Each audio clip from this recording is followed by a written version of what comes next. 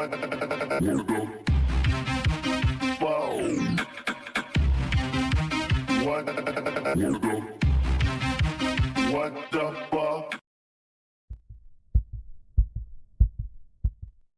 final speaker this weekend is nuclear physicist, author, and lecturer Stanton T. Friedman.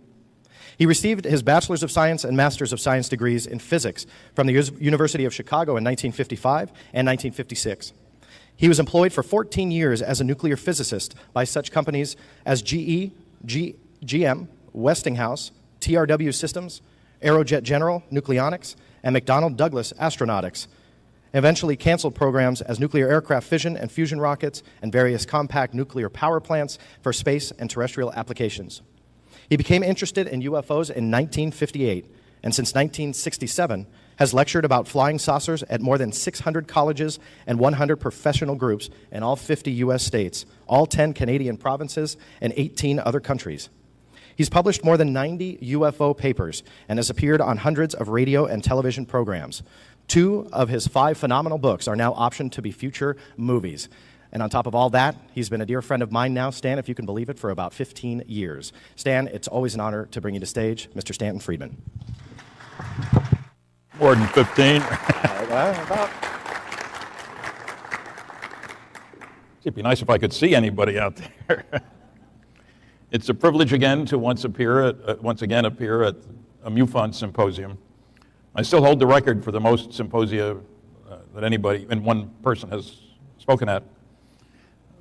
Hopefully that will continue. Because if it doesn't, it means I'm not around. I want to thank Dave McDonald, his staff of people, all the benefactors. I want to give my special congratulations to Kathleen Marden for being named Ufologist of the Year. She's earned it. And my goal tonight is to get you to think in a new way about us and aliens. Love them or hate them. Because I think all too often we forget how we must look to them. We think of how they look to us. And so,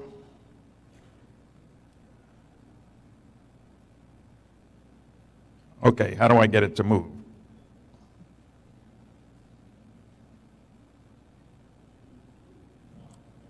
I'm having trouble. I pushed the right arrow.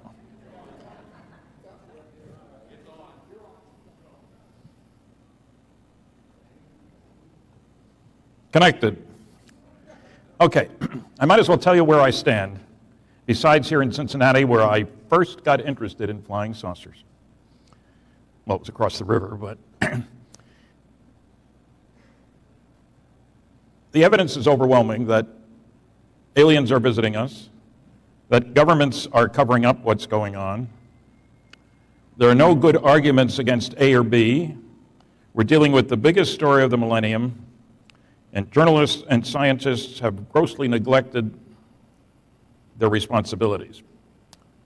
I think we're a primitive society whose major activity is tribal warfare. I'm sure I can rearrange that, but I don't know how, so. I'm not touching anything. It isn't fair.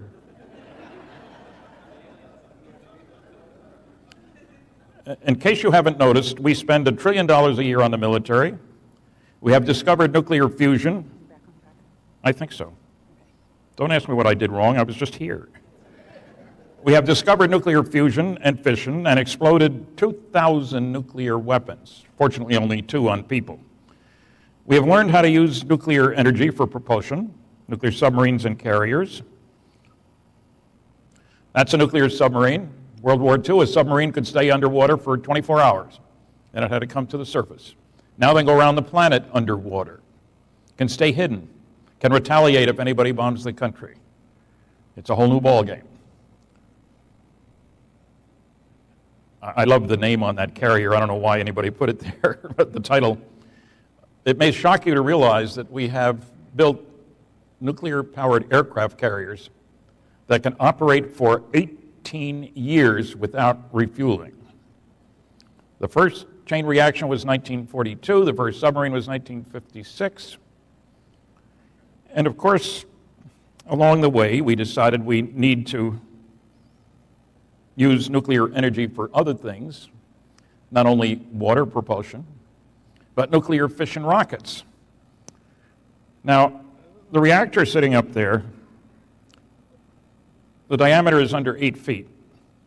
The power level of its bigger brother, the Phoebus 2B, is 4,400 megawatts. That's twice the power of Hoover Dam. This operated successfully back in the 60s. I thought back then we'd have a base on the moon, we'd have gone to Mars. Some people think we have. I don't think we have yet. And we get into the technology questions where you got all kinds of people saying about flying saucer, it's impossible, you can't get here from there, and if you could get here, you couldn't move that way, so don't believe those crazy people. Well, they're missing the point. As Kathleen and I said in our book, Science Was Wrong,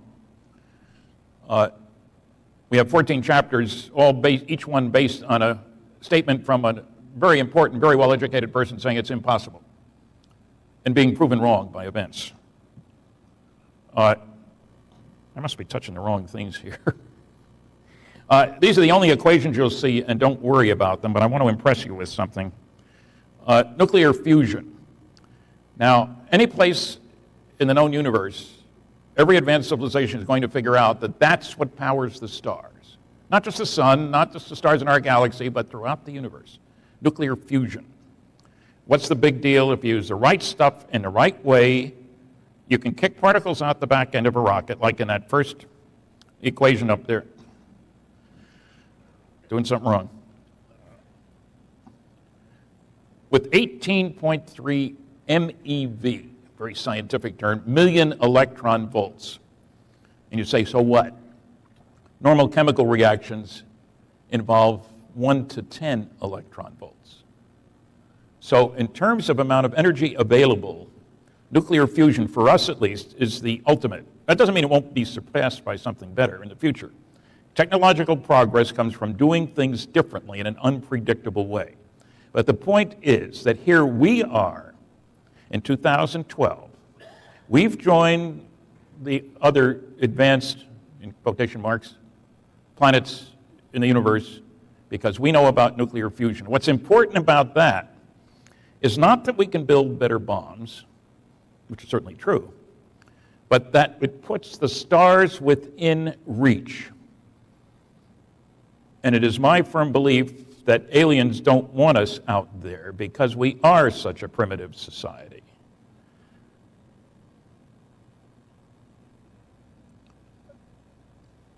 Look at the progression. You heard the word blockbuster earlier today. In 1944, we had blockbuster bombs. The 10-ton blockbuster took a big B-29 to carry it, released the energy of 10 tons of TNT. That was 1944. 1945, our first fission nuclear weapon, 19,000 tons of TNT. 7 years later, we exploded our first H-bomb. You see a picture there. Okay. Just follow instructions. That's what he's... in 52, first H-bomb, 10 million tons of TNT. Think about that for a minute. And in addition, the Russians in a few years operated a much bigger one, 57 million tons of TNT in one bomb. 10 tons make a mess. 57 million tons is hell. So if you wonder why would anybody come to this unimportant planet out in the boonies, it's because we have shown signs of being able to get out there and take our brand of friendship, which is not, hello, how you doing? It's who can we kill next? That's a sad commentary. But if I were an alien, I certainly wouldn't want us out there. I don't think they do either. And there were 3 signs at the end of World War II that soon we would be going out. Soon meaning less than 100 years, which is nothing on a cosmic timescale. The 3 signs were nuclear weapons. Remembering now, we have exploded 2,000 of them. Powerful rockets. I can mess it up again, huh? We've exploded 2,000 nuclear weapons. We like to play with those things. Only 2 of them on people, fortunately. And we are a threat to the neighborhood. We destroyed 60 million of our own kind, killed that many people in World War II. 60 million.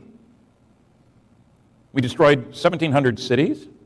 We will this year spend $1 trillion on things military, while 20,000 children die every single day of preventable disease or starvation. Now, if you were an alien, what would you say about these guys here? Are you going to say, oh, we don't care about them, they're primitive, let them come out? No advanced civilization is going to say, let the idiots come out. So, I think, love them or hate them, respect them. We are lucky. They haven't destroyed us yet. They didn't spray us and, get rid of the vermin in the neighborhood in a hurry. Now, one of the nice things about nuclear fusion, incidentally, is you use the 2 lightest substances in the universe, hydrogen and helium, and they're all over the place, the 2 most abundant substances in the universe. So anybody who tells you you can't get here from there doesn't know what he or she is talking about. Can you buy a ticket tomorrow? Of course not. But we know the technology to get us to the stars. Why haven't we done it? Because it's very expensive. There are better ways of spending our money, and I'm glad we haven't done it. Because if we send somebody out there, it ought to be Earthlings, not Americans, Chinese, Cubans, Peruvians, whatever. Okay. But you can see why I say they'd be concerned about us. I read a paper not long ago where an astronomer was concerned about, they could tell that our CO2 level has gone up a bit in our atmosphere. They might come around and be worried about us, that the planet is going to melt, it's going to get too hot. They're going to worry about that. They're not going to worry about the fact that we've exploded 2,000 nuclear weapons? What a joke. Okay, I want to quickly move through some data just so that you know that there is evidence. I won't go through great details. This is the biggest study ever done, Project Blue Book Special Report number 14. The Secretary of the Air Force lied to us about it. It was done way back in 1955. The press bought it hook, line, and sinker. They quoted the Secretary of the Air Force saying, on the basis of this report, we believe no objects such as those properly described as flying saucers have overflown the United States. Even the unknown 3% could have been identified as conventional phenomena or illusions if more complete observational data had been available. That's what he said. He lied. I don't mean cheated a little bit. He lied. Here's the categories. You'll notice the unknowns, 21.5%. That's a long way from 3 when I learned arithmetic. You notice the next to the last category, insufficient information. He said if we had more data, we could explain everything. There was a separate category, insufficient information. And yet nonsense like that has been stated over and over and over again by the nasty, noisy negativists. We should not let them get away with such nonsense. There's the quote. Got it pretty much right. Here's what my University of Chicago classmate, Carl Sagan, said. More of the same. The reliable cases are uninteresting, and the interesting cases are unreliable. Unfortunately, there are no cases that are both reliable and interesting. Sounds good. Any reference? Well, no. Any data to back it up? Of course not. Here are the facts. The better the quality, the more likely to be unexplainable. 35% of the best cases could not be explained. Fewer than 20% of the poorest cases. And as you'd expect, as the quality goes down, the number that are insufficient information goes up. Let's have facts instead of proclamations. Let's not let them get away with it. Congressional hearings, testimony from 12 scientists. I was the only one without a PhD. I think I was the youngest one, too. I'm not sure if any of the original ones are still alive besides me. The best paper by Dr. James E. McDonald, professor of physics, University of Arizona. Talked to over 500 witnesses. His specialty was atmospheric physics. He presented data on 41 outstanding cases, multiple witness, radar visual cases, sightings by pilots, sightings by astronomers, sightings over big cities. Don't let the noisy negativists fool you into thinking, well, there really isn't any solid data. There's a lot of solid data. They don't want to look at it, of course. Even the University of Colorado study, 965 pages, we spent $539,000. If you read the newspapers, oh, there's nothing to flying saucers, nothing of interest. If you read the report, according to a special UFO subcommittee of the world's largest group of space scientists, American Institute of Aeronautics and Astronautics, 30% of the 117 cases studied in detail could not be identified. 30 is a long way from 0 or 3. Dr. J. Allen Hynek, it's amazing how a lot of the astronomers with the SETI movement, or the cult of SETI, or, silly effort to investigate, that's what I call them, you've heard it before. But a lot of them want to ignore the testimony of astronomers who have studied the evidence which they haven't studied. J. Allen Hynek was one of the contributors to the congressional hearings. In his book, he presented interesting information on 70 cases. He didn't say they can all be explained. Far from it. Why don't they reference his work, I wonder? This, just an advertisement, if you will. We have a table over there. There will be time, short, after the presentation to visit the vendor's room. And it's really incredible that the Air Force, there's only one case that they've really said a lot about, and that's Roswell. This is their second report. The first volume, the Roswell Report, Truth versus Fiction in the New Mexico Desert, they provided the fiction. This is the second one. In the first one, they said they're not going to say anything more about Roswell. So 3 years later, they said more. This is one of my favorite explanations.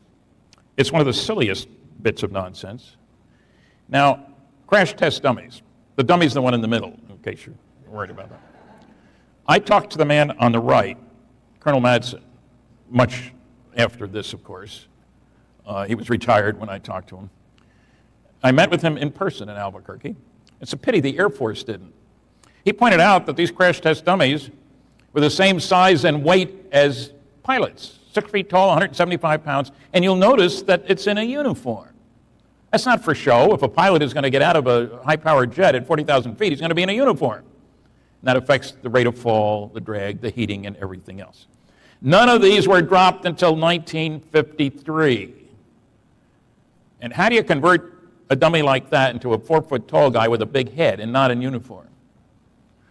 Only the noisy negativists and the Air Force, same thing, could assume such nonsense. I mean, you're going to tell me that the ranchers in New Mexico are going to find one of those dummies and say, oh my God, an alien invasion. Absurd. Now here's where you get to the crux of the matter for some people. Notice that statement. Whoops. How do I do that? Well, I've done it again, folks. Hit OK?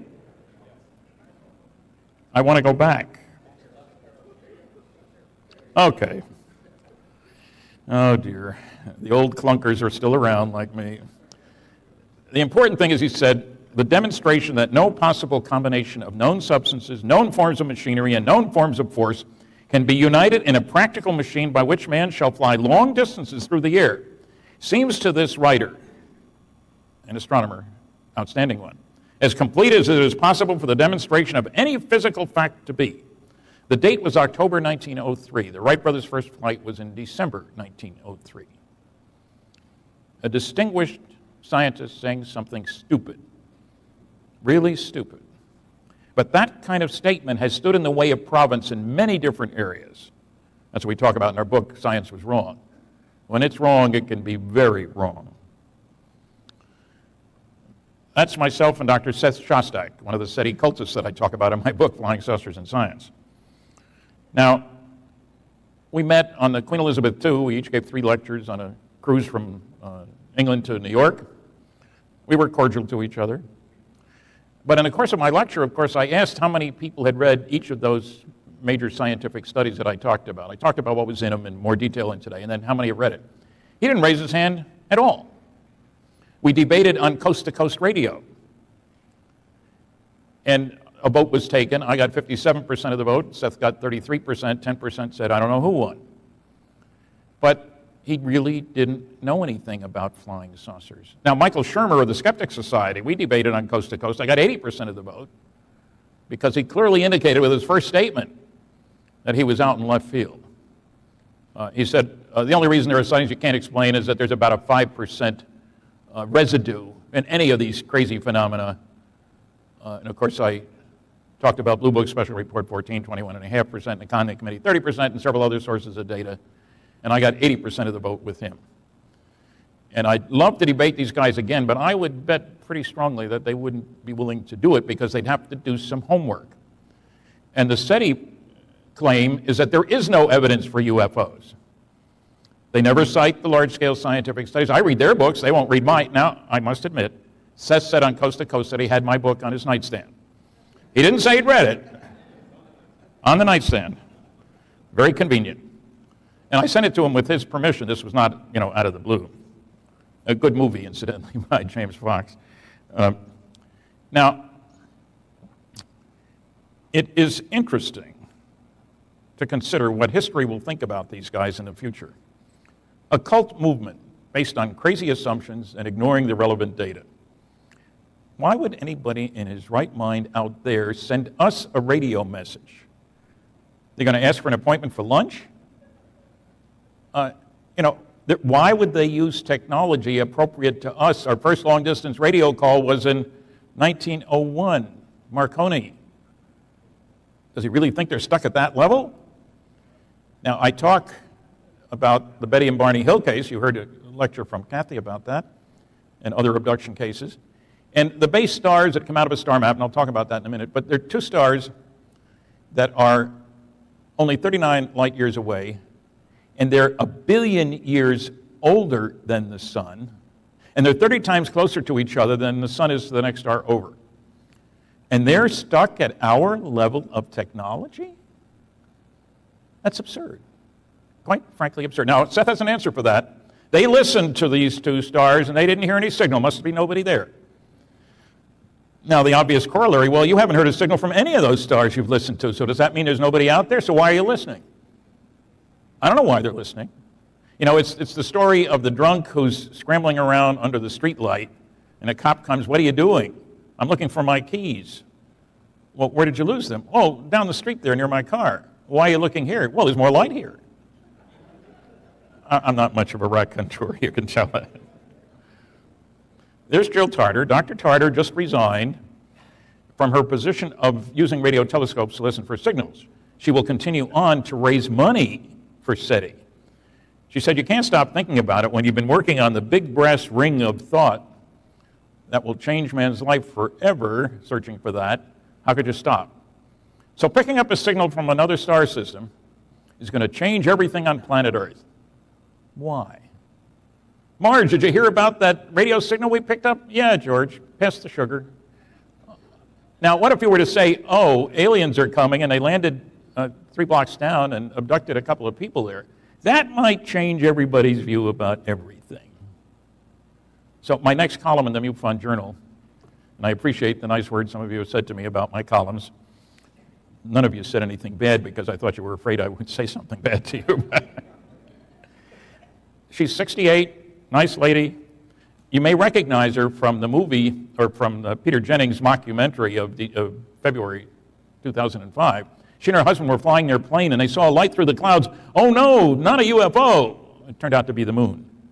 That's the best you could come up with, a simulated UFO. And then there's Stephen Hawking, brilliant astrophysicist, theoretical cosmologist, whatever. If advanced life exists, they'll contact us. Aliens haven't contacted us so far. Why would he say that? How does he know that?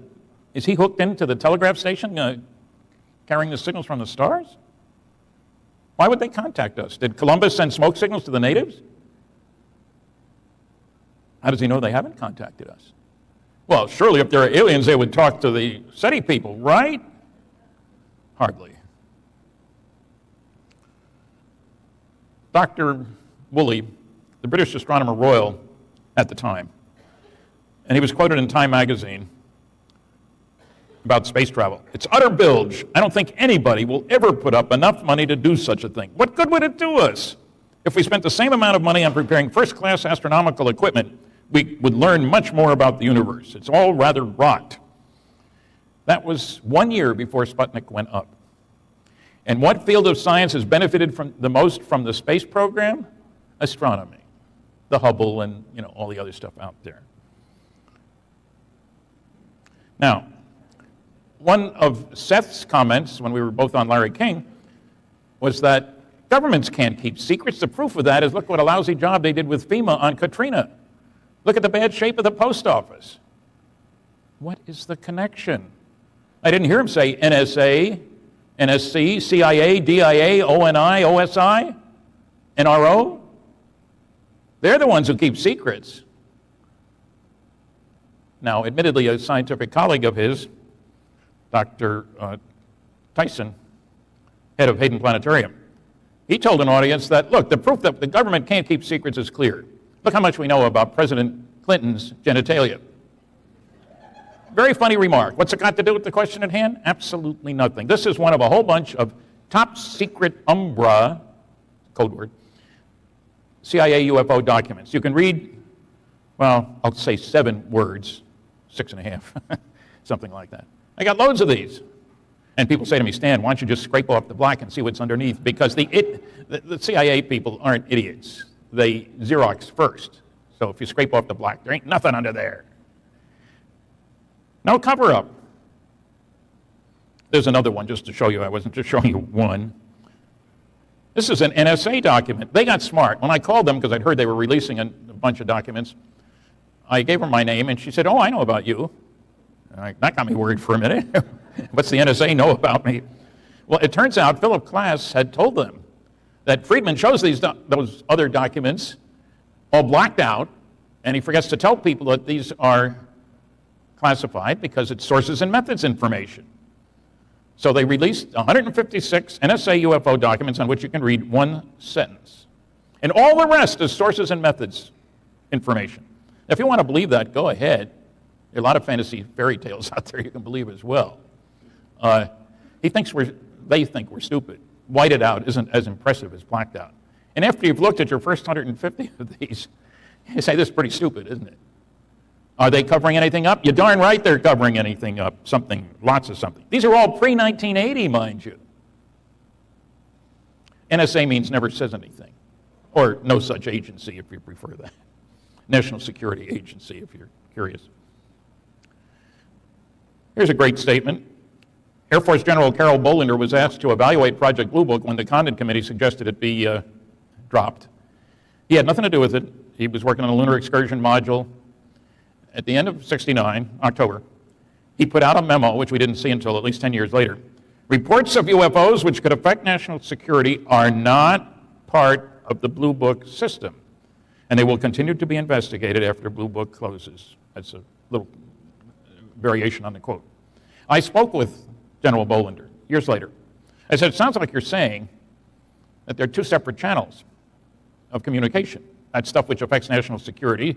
Say a saucer going down the runway at a strategic air command base where nuclear weapons are stored, that's a security issue. If we all go outside, wouldn't that be a spectacular end of the meeting and see a saucer flying over? It happens all the time. I don't know what Newfound's count is for this last month, but typically it's been running over 600 sightings a month. So no big deal. And Bollinger agreed there were 2 separate channels of communication. Yet the Air Force, ever since 1969, is saying we don't have anything to do with UFOs anymore. He said they will continue to be investigated, the sightings that could affect national security. And the Air Force officially says, oh, there's no national security consideration here. More lying. I don't like being lied to. I respect security. I worked under it for 14 years. And sometimes you have to tiptoe around the truth a little bit, not to release classified information. That's different from flat-out lying. And no, I don't want everything disclosed. I think there are some legitimate national security issues here, but I don't like lying either.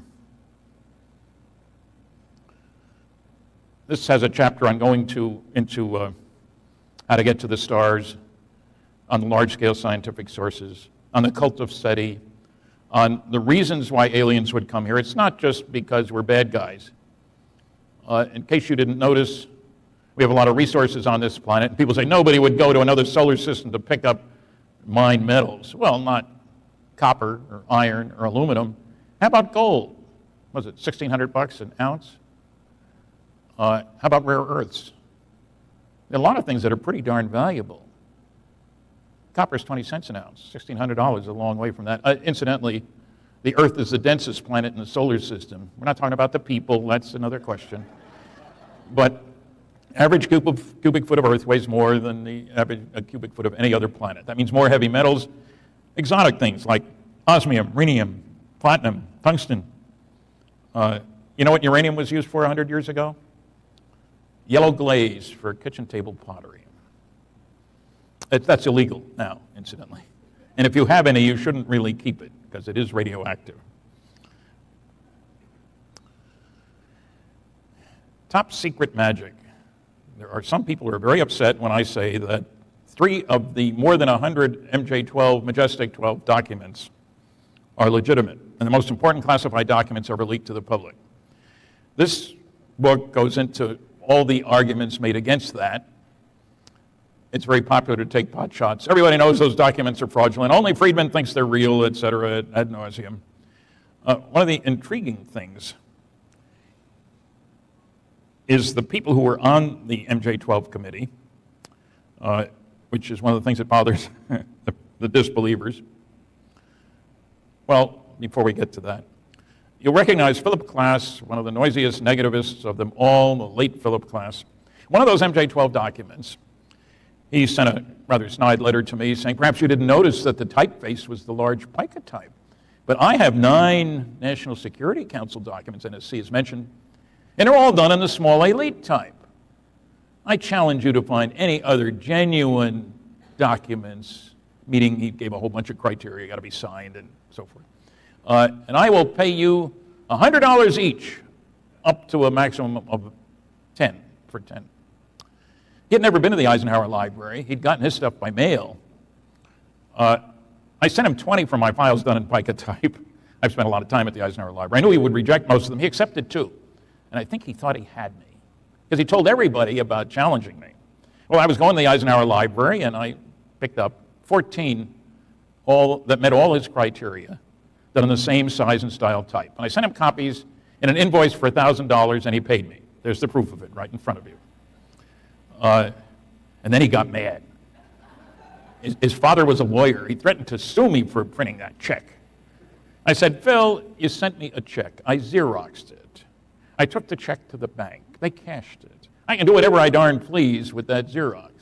He didn't say anything more. But it's typical of the intellectual bankruptcy of the pseudoscience of anti-ufology. I like the way that sounds. The Eisenhower Library alone has 250,000 pages of National Security Council material. 250,000. How could anybody in his right mind, oh, that's the problem, isn't it, say that they all, if you got 9, they should all be done in the same typeface. If you had 99 out of 100, okay, I'll buy it. From 9 to 250,000 makes no sense whatsoever. And I mention it only because we need to know the feebleness of the arguments of the nasty, noisy negativists. We can't sit back and let them get away with nonsense, which is what they try to do.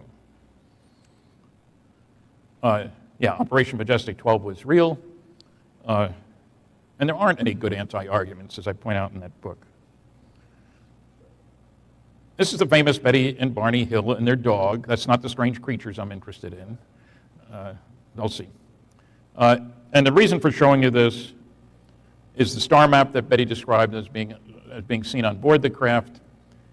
And when it was published in The Interrupted Journey back in the mid-'60s by John Fuller, best-selling book all over the place, there it sits, and how do you make sense out of it? What does it mean? We got no names. These were the base stars, heavy trade routes, light trade routes, occasional expeditions. We'll never know. Well, a brilliant woman named Marjorie Fish did something nobody else had ever done. She built a total of like 27 different three-dimensional models like the one you see here. Those are beads, colored beads hung on fish line. And the idea was to put the stars in their proper three-dimensional location, look at it from all different directions, and see if you could find a three-dimensional pattern that matched the two-dimensional one that Betty had drawn. And Betty was instructed, only draw it if you can remember it accurately. Dr. Simon was like that. She drew it, Marjorie built her models. At first she found no pattern that matched, and the second one, no pattern that matched. She kept eliminating certain kinds of stars. And pretty soon she found one pattern that matched, angle for angle, line length for line length. It was a happy day for Marjorie. I was the first to publish about it because I got asked to help her, not that she needed it, but by the head of APRO, the Aerophenomenon Research Organization. And we both spoke at a MUFON conference in Cleveland, which I helped out kind of. Marjorie was much better at talking to astronomers than the general people. She's a brilliant woman. And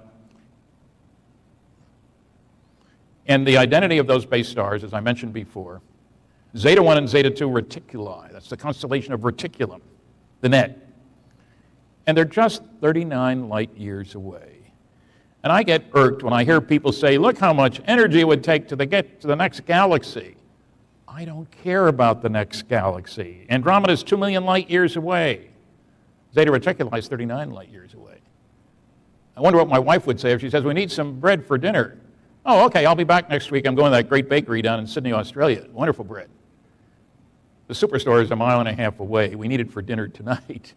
So why would you worry about another galaxy? There's almost 2,000 stars within 55 light years of here. People think they would ignore us? We've given them plenty of reason to pay attention to us. In the story, and don't be fooled by the fact that my name is first. I complained to the publisher when he showed me the mock-up of the cover. I said, this is Kathy's book. He said, Stan, you're better known. It will sell more this way. Now, what do you say when the publisher says that? Oh, I don't care about how many it sells. No. So I'm not taking credit for her work. She did the great majority of the work. There's Kathy. She's in the front row. She didn't bring along her little friend. Did you try to pick up that trophy? It's heavy. And there are cute sneakers that he's wearing, too. Then there's Roswell. And I've heard more nonsense. I'm the original civilian investigator of the Roswell incident, starting way back in the 70s. And I've heard an awful lot of nonsense about Roswell. It's everybody's favorite target. If they want to get publicity, Annie Jacobson wrote a book about Area 51, in which, for some crazy reason, she threw in the notion. It's really a very creative solution. Joseph Mengele, Dr. Death, working for Joseph Stalin, came up with some strange creatures, genetically deformed and so forth. And the idea was to put them in a German Horton Brothers flying wing and have it crash in the United States, and there would be a repeat of the War of the Worlds panic. There's a little problem with that. The War of the Worlds broadcast was portrayed as a live news broadcast about something happening in New Jersey, the most densely populated of all the states. And if you believe the broadcast, the Martians were here destroying buildings and people. You had a right to panic. What could we do against the Martians in 1938? Now, I was living in New Jersey at the time, but I can't say that I listened to the show. I didn't. How do you compare that with dumping a German vehicle out in the middle of nowhere? And the Brazil Ranch, where the Roswell event took place, is really in the middle of nowhere. I took a bunch of Japanese journalists out there one time from the museum in Roswell. We went 54 miles without seeing another person or another vehicle. You can't do that in Japan. They were kind of shook up by how isolated things were. That explanation doesn't work. Somebody else said they had deformed Japanese to do radiation shielding experiments. They were hung in a fugal balloon with Horton Brothers technology. And again, no evidence for that either. Let me see. There are several other crazy explanations, but enough said. The evidence is overwhelming, and read Don Schmidt's book with Tom Carey, Witness to Roswell. That's one of the 2 books that are optioned to make a movie, Magic Men, about MJ-12 and Roswell and the ups and downs of research. And as Don will tell you, there are a lot of ups and downs. We will talk about some of the crazy explanation, I hope, in the movie anyway. I can't tell you when it's going to be out. Bryce Zabel and Donnie Most, they've written a screenplay. They're up to version number 4, I guess. Now all they need, just in case there's anybody interesting, is money enough to make the film. A few $1 million would probably get them started anyway, and then get other investors. What I'm hoping is it gets made before I die. You know, the other movie they're working on, incidentally, is Betty and Barney, a movie of the captured book. So I might have the honor of having 2 of my books with my name on it being made into movies. I insist that Richard Dreyfuss play me in Magic Man. Somebody says he's too handsome. Well, we'll forget that. But Roswell was an important event, and it's important to realize, you can see from the map, there's Roswell over here. There's the White Sands Missile Range, largest military base in the United States. You got to have a big base if you're firing missiles around. You really don't want to land them on people, or cows even. Incidentally, if you want to see Trinity Site, which is right over there where man's first atomic bomb was exploded, come with me on a tour in October. We're going to see Trinity Site. It's only open 2 days a year. We'll see Roswell, we'll see Los Alamos, we'll see a whole bunch of interesting and exciting museums and White Sands Missile Range and so forth. In case you don't know it, there aren't many people in New Mexico. So you won't be bothered by huge crowds. Even in Roswell during festival, there were a few thousand people there. Crash at Corona, book about Roswell with Don Berliner. It's one of the early books, but it gives you the feel for how things came into be, that we got into investigating it and so forth. And it hopefully puts to rest the crazy notion that people have said to me, Stan, why did all those people come running to you to tell you about Roswell? The answer is they didn't. I had to go looking for them. I wish those people would pay my phone bill. Bill Moore and I, in a year and a half, found 62 people before the internet. A lot of work.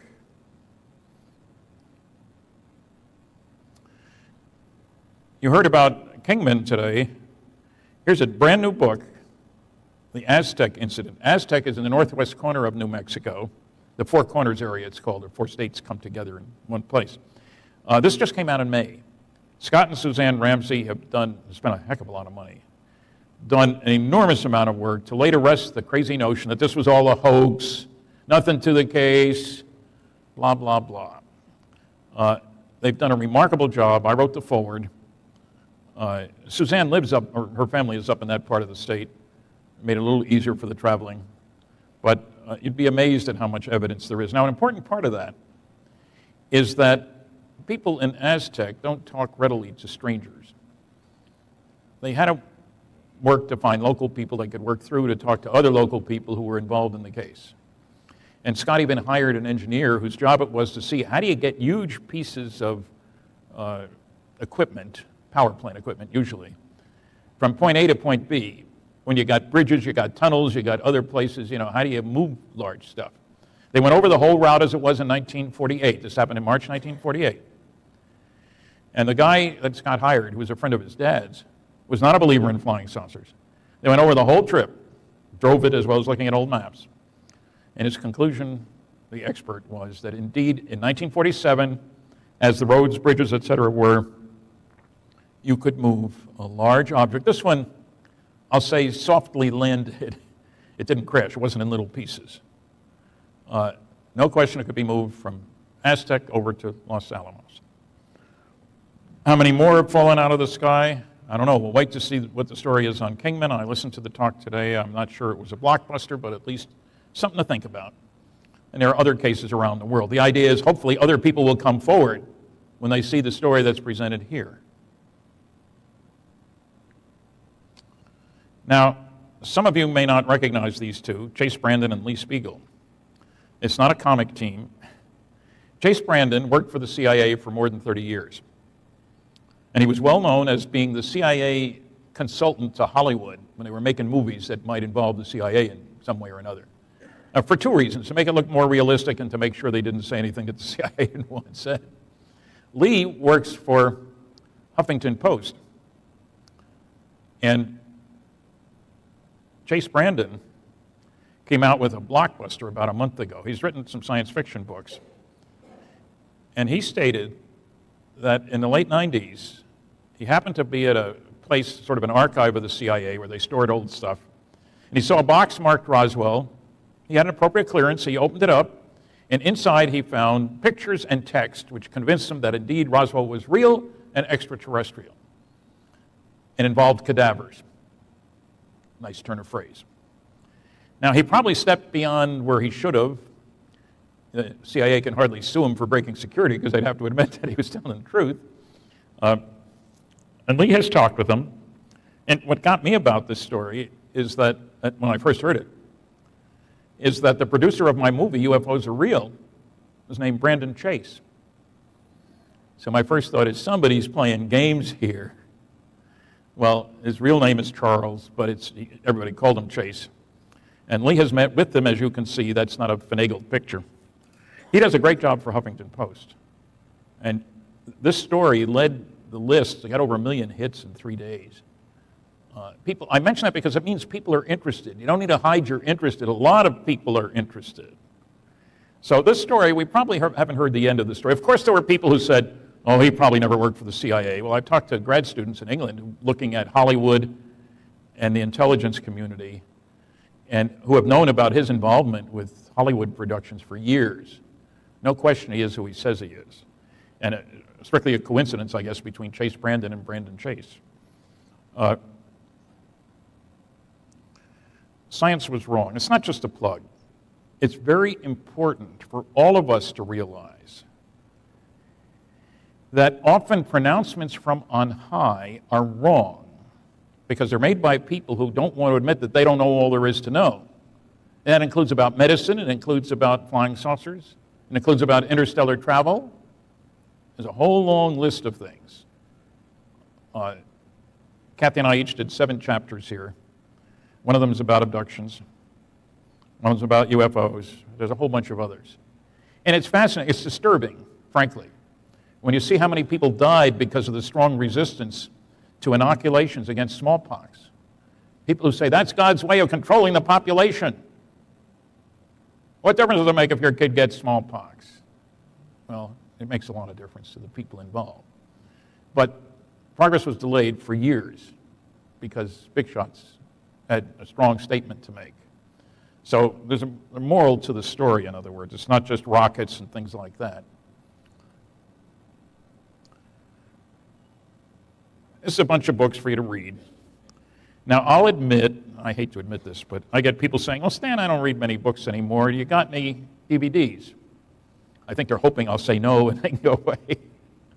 Yeah, there's several different DVDs out there. If you want to watch instead of read, go ahead. But let's face it, you can read a lot more words in an hour than you can listen to. So if you want a lot of information, reading books is a good idea. And you can underline them too. I guess some people don't like that idea, but I mark up my books, the ones I own, not library books, please. And yes, I still go to libraries. If there's any newspapermen out there, I bet you'd increase your circulation if you'd start carrying serious stories about flying saucers instead of the stuff you've been carrying.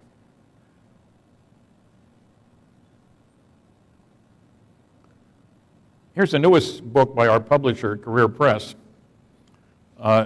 And you'll notice I've got 2 articles in there. Don has one, Kathleen has one. It's 2011. So it's a wide variety of topics, but intriguing reading. I like exposed, uncovered, and declassified. It sounds sharp. We have a few copies out there. Now here's a controversial book by John Alexander, who's had a lot of clearances at the International UFO Conference, not this past year, but the year before. We had a little debate, moderated by a lawyer who did most of the talking. It was hard to believe, it was hard for me to get a word in edgewise, because I disagree with John about a number of things. He thinks there is no cover-up because he asked a lot of people around Washington to tell him where this truly secret work is going on. Nobody could answer the question, so he figured there isn't any. I asked him a question he's never answered. How many times did you tell classified information to people without a need to know and an appropriate clearance? He didn't have such a clearance. Why would he expect anybody to tell him anything? So he and I disagree about the book, and I certainly disagree with what he says about MJ-12 because I pointed out the error of the things he said.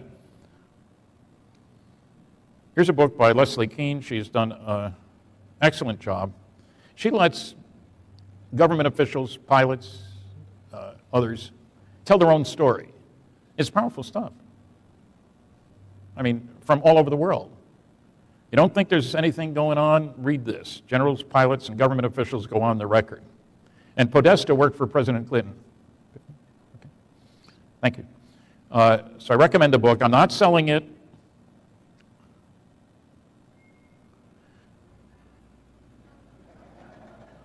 It's nice to be recognized by your peers. This was in the St. John newspaper, St. John, New Brunswick, after they carried an article saying that I'd been inducted into the Roswell UFO Hall of Fame. And I kind of like it. I mean, if you're going to have a cartoon, at least it ought to treat you decently, I think. Now, maybe that's making too much of myself by saying I'm their peers, but, to each his own. But it proves you can get halfway decent coverage anyway. Here's kind of the overview, I guess. This year, planet Earth, our world, despite many starving people, will spend over $1 trillion on military activities. Would Earthlings use their technology for destruction of people? Definitely. During World War II, we destroyed 1,700 cities. We killed 60 million Earthlings. Some people say it's 70 million, but I'm conservative, you know that. Any rational civilization in our neighborhood would rightly expect that we would be a menace to all those more advanced civilizations in the neighborhood once we got out there. And we're heading out. Thanks for listening.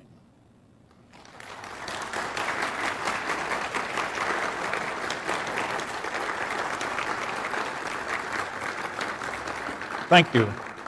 I would like to take some questions. Can we get the lights up, John? And people come to the microphone over here. Because I usually find people have questions. Don't be shy. I don't bite. Not often, anyway.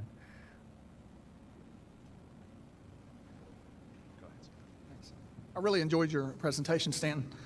When we heard Nick Pope speak the other night, he mentioned some reasons that aliens might be visiting. When you look at the big picture over all these years, do some reasons they would visit us seem more likely to you than others? Well, I think so. The question was reasons for aliens to visit. There's a whole chapter in my book, Flying Saucers and Science. But one of them, as I've said, it's because we're a threat to the neighborhood. Anybody be crazy to let us go out there with our attitudes, our capabilities, and the ability to destroy. Another reason is to mine the resources. A third is we're somebody's colony. My favorite kind of colony is a penal colony. They dumped all their bad boys and girls here a long time ago, and that's why we're so nasty to each other. And you say, that's pretty silly, until I was surprised when I went down to Australia. They're proud of their convict background. They really are. People in Georgia aren't so proud of theirs, as far as I know. There were convicts there, too. They also might be graduate students doing their thesis research on the development of a primitive society. They might be broadcasters with a weekly show, Idiocy in the Boondocks. They might be setting up, a center for a honeymoon capital of this corner of the neighborhood. Wouldn't that be an exciting honeymoon? Go visit the Earthlings? Well, some people like to take strange honeymoons. There's a bunch more because, step back a minute. If you go to the Greater Cincinnati, Northern Kentucky airport here, how many reasons are there for people to travel? An awful lot. They're not all there for the same reason. Visit Aunt Minnie, have a secret honeymoon with a girlfriend that nobody knows about, all kinds of reasons. Thesis research. So I think there are a lot of reasons for beings to travel. But in our case, I think the primary reason is that we're a threat to the neighborhood. You got to keep tabs on the primitives. It's a little late if they show up at your doorstep with their nuclear weapons aimed at you. You got to go check them out beforehand. And all the evidence is they've been coming around here for thousands of years. If you want a good book, incidentally, that gets into that sort of thing, you might try The Bible and Flying Saucers by Dr. Barry Downing. Barry is still a religious consultant to MUFON, as far as I know. He has a bachelor's in physics and a doctor of divinity. Divine physics, that's his beat. He goes through the Old and New Testament, and it looks like they've been coming here a long time. So who knows? I mean, there may be, I like to point out to people that there was a major world chess championship conducted on Iceland. So who knows what reasons they might have for coming here. Yeah. Stanton, regarding Chase Brandon, one of the most commonly voiced skeptical comments since that came out has been that if the CIA is legitimately covering up this event, they would not leave a box laying around labeled Roswell. They would rather have it labeled some innocuous label. Well, the box wasn't laying around. It was in a classified facility with lots of other boxes of artifacts. Presumably, believe it or not, the government agencies do collect clippings on things that are appropriate. I've talked to people, and that's one of the areas the CIA was collecting clippings on, the Air Force too. So I don't think it was lying around. Well, perhaps not lying around, but still labeled in that manner. I mean, Might have been in letters 1 inch high. You know, and he's looking around and, gee, I wonder what's here. Roswell? He got curious. Look, I wasn't there. I would love to talk to him. some even speculate that they wanted him to find it if they labeled it so. This was back in the 90s.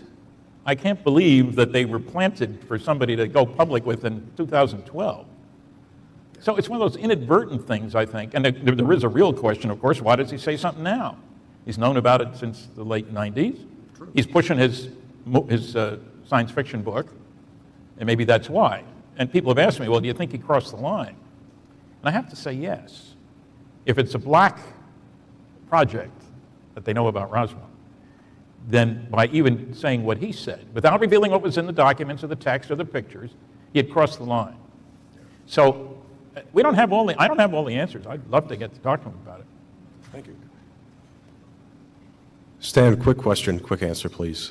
What is your ideal idea of disclosure that what we need to know? If you Say that again? What is your ideal idea of disclosure by the U.S. government, what we need to know versus what you don't think we need to know? You What touched is on that the earlier ideal- a little bit. John, I'm having trouble understanding the word. What do you think the U.S. government should disclose versus what do you think they should not disclose about UFOs and crashes? What do I think they should not disclose about UFOs? And what do you think they should? Okay. Versus. Okay, now I understand. I am not part of the disclosure movement because I think there is a legitimate national security issue here. I think if we learned any technology from what we've picked up, from wreckage, whether it's Aztec or Roswell or Varginha or any place else, then I don't think that should be put out on the table unless the Russians, the Chinese, India, Pakistan, everybody else puts what they have out on the table. It'd be utterly ridiculous. So I think what should be done is that an announcement should be made by highly trusted individuals around the world. A little hard to find anybody. My favorite choice would be the Queen and the Pope. Well, it's an odd couple, but they're about the same age. They are actually about the same age. Saying that indeed our planet is being visited. We have it on the best authority. And we are announcing that there will be international conferences considering the philosophical, psychological, economic, religious implications of those visitations. And because I think it's a whole new ballgame. We're at the moment in time where we switched over to another view, where we should switch over. First there was Ptolemy, a Greek philosopher who said the earth is the center of the universe. Anybody can tell that. Go outside and look. The stars, the moon, the sun, they all go around the earth, right? Okay, Copernicus came along in 1543. He had the gall to write a book in which he said, believe it or not, that the earth wasn't the center of the universe, the sun was. He was fortunate he died that same year that the book was published, and somebody else was burned at the stake for agreeing with him, and the book was repressed by the Catholic Church for 300 years. Okay? Now, we suddenly realize that thanks to Kepler, the Kepler satellite, which is looking at an area of the sky as big as my fist at arm's length. Can it look at Zeta Reticuli? No, it cannot. It's going out in the same orbit over and over again. It can't look anywhere near the sun and so forth. Now we're saying that unlike Frank Drake, who a few years ago said there ought to be as many as 10,000 places in the galaxy that could communicate, based on Kepler now we'd say it's more likely that there are 10 billion. What that means is we're not important. Lots of solar systems, lots of beings more advanced than we are, unless you still believe that the Earth was created in 4004 BC. I think it was October 25th, I'm not sure. Bishop Ussher came up with that. And incidentally, Pat Robertson has loudly proclaimed, we are the only intelligent life in the universe. What an insult to God that is. This is the best she can do? And he says, within the last 2 weeks, he has said, anybody who believes that there's other intelligent life out there, he said the UFO stuff is the work of the devil. Any who believes there's intelligent life out there should be publicly stoned to death. Here I am. So what I think we should be told is that aliens are visiting. This has important implications, and maybe it's the best way we Earthlings can start acting like intelligent beings instead of spending that $1 trillion a year on things. I mean, I'm sure some companies would not be happy with what I just said, but I'll need a couple bodyguards when I leave here. Yes. Yes, I'd like your opinion on something that I've been thinking about. We all like to speculate about the motives of aliens out there. It's a lot of what we've been doing here. I wonder if, in your opinion, is it possible, almost even speculate about a truly alien intentions and how they think? A truly alien what? A truly alien mind or intelligence. What about is it possible something so foreign, is it possible to assign a motive to that? Well, look, there may be all kinds of intelligent life out there, some of whom don't give a darn about us, and some of whom aren't in technology. And, you know, some of the SETI guys would like to think if we're going to get anybody in contact with us, it's going to be a robot, of course. I don't buy that. I think that every advanced civilization will be concerned about the need for finding a place to go if there's a supernova, if there's an asteroid hit, if you've exhausted the resources of the planet. We used to think everything just went on the way it was. What do you mean the continents move? It took 40 years to get continental drift accepted. Any 10-year-old can tell you, look at the globe and you'll see it's true. So I think that there may be all kinds of societies out there with all kinds of thinking. If they were nasty, I figured they'd have gotten rid of us already. So I scratched that one. If they're concerned about themselves, then I can understand why they'd be coming here. What if we were somebody's colony? What if they planted us here? Maybe they have a proprietary concern. So I think aliens will be concerned about perpetuating their own kind and their life as it is. Do you realize how rapidly the population on this planet has increased? We're reaching saturation, I think. We are not taking the measures we need to take to assure a good future for our great-grandchildren. I have a great-grandson, so I can say that. I'm not satisfied we're going in the right direction. And I don't expect aliens to come down and say, here's the recipe, folks, here's what you got to do. We wouldn't pay any attention. But I think it is appropriate to be concerned about how they would feel about us leaving to go out there. John, you think that's it? Oh, well, too bad. Thank you.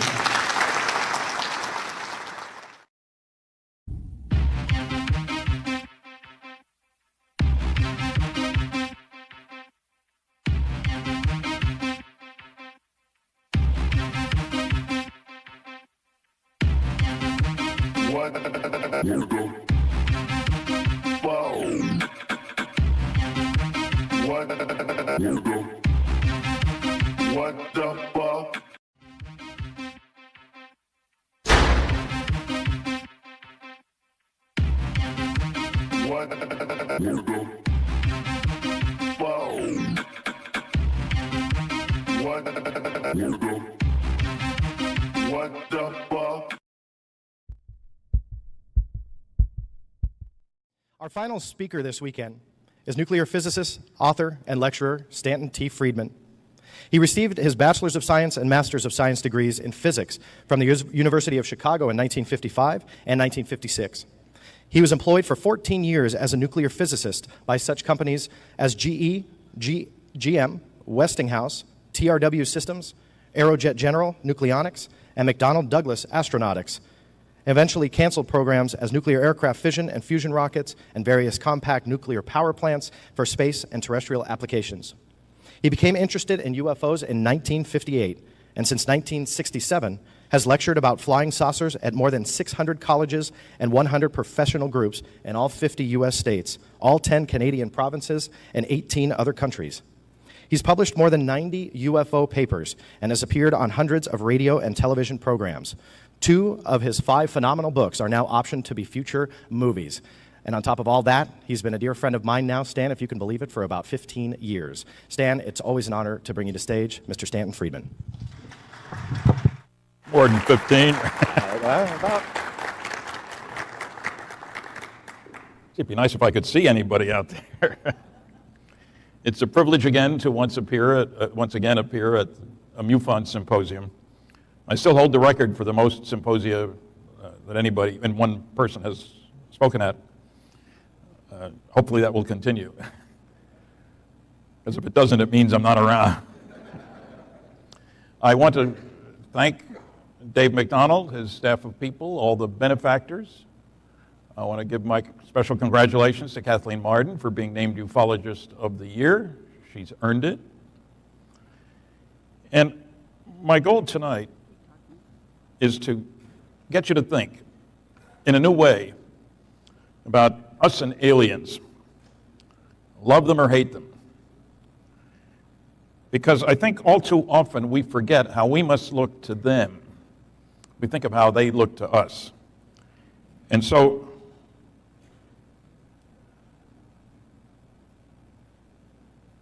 okay, how do I get it to move?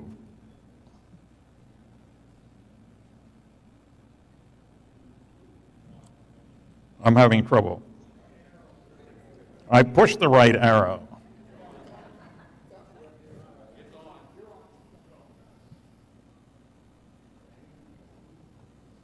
Connected. Okay, I might as well tell you where I stand, besides here in Cincinnati, where I first got interested in flying saucers. Well, it was across the river, but the evidence is overwhelming that aliens are visiting us, that governments are covering up what's going on. There are no good arguments against A or B. We're dealing with the biggest story of the millennium, and journalists and scientists have grossly neglected their responsibilities. I think we're a primitive society whose major activity is tribal warfare. I'm sure I can rearrange that, but I don't know how, so. I'm not touching anything. It isn't fair.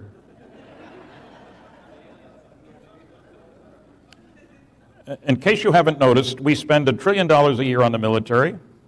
We have discovered nuclear fusion. I think so. Don't ask me what I did wrong. I was just here. We have discovered nuclear fusion and fission and exploded 2,000 nuclear weapons. Fortunately, only 2 on people. We have learned how to use nuclear energy for propulsion, nuclear submarines and carriers. That's a nuclear submarine. World War II, a submarine could stay underwater for 24 hours. Then it had to come to the surface. Now they can go around the planet underwater.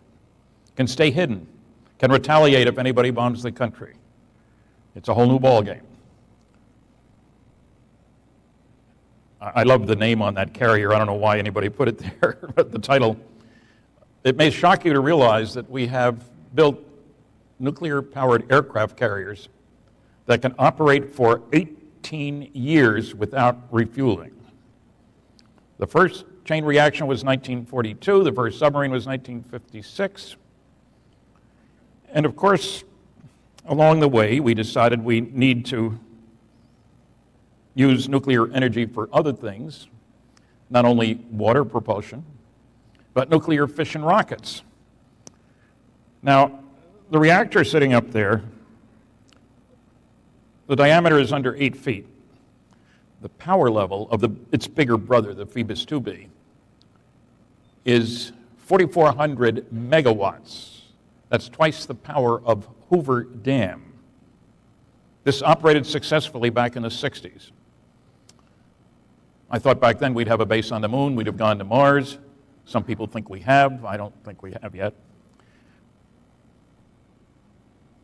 And we get into the technology questions where you got all kinds of people saying about flying saucer, it's impossible, you can't get here from there, and if you could get here, you couldn't move that way, so don't believe those crazy people. Well, they're missing the point. As Kathleen and I said in our book, Science Was Wrong, we have 14 chapters, each one based on a statement from a very important, very well-educated person saying it's impossible.